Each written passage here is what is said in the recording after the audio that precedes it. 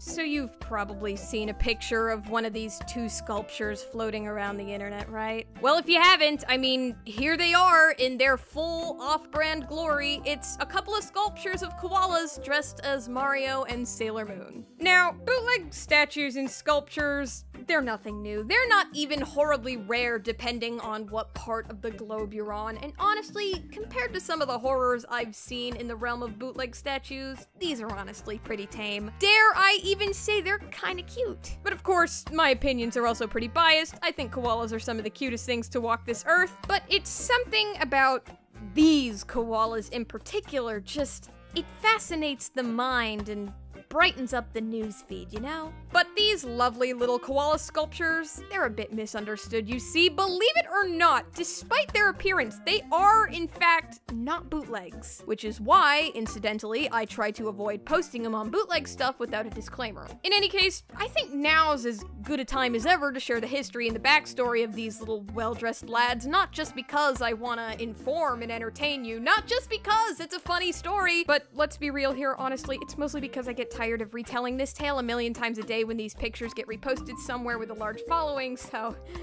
you know.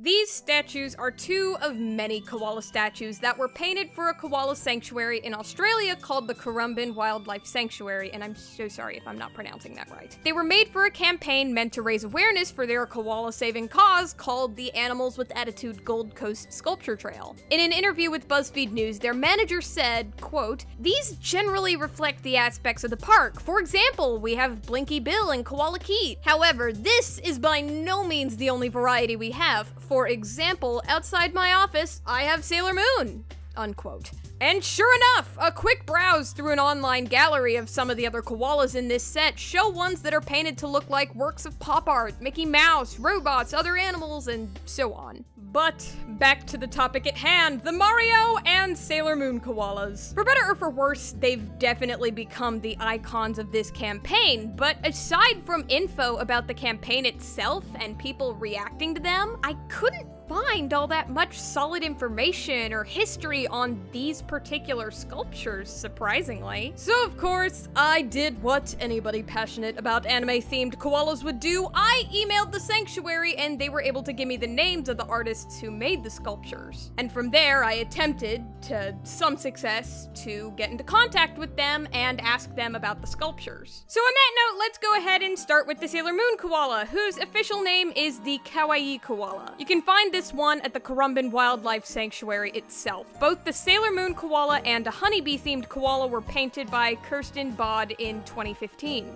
Also unique about the Sailor Moon koala is that her hair and bows were made by Kirsten with fiberglass. Anyways, so Sailor Moon here was part of the campaign's superhero series. I asked Kirsten why Sailor Moon, and her exact words were, quote, "I had to paint a superhero-themed koala, and I love Sailor Moon," unquote. She further went on to say, "Artists get the koala statues as they are and paint them, so sometimes they come out pretty funny looking. Some people love my Sailor Moon koala, and some people think she's horrifying. I love it, haha."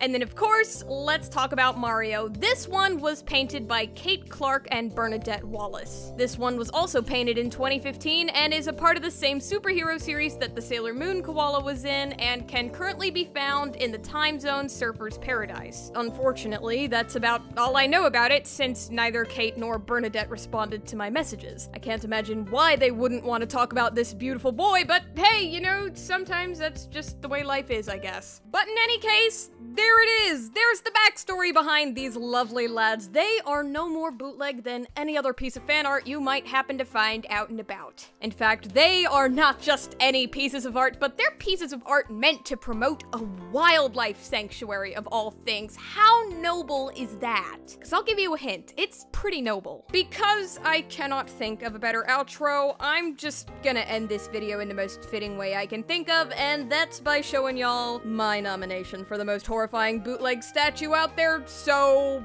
here it is. I hope you feel ready for your next anime koala statue trivia night. Thanks for watching.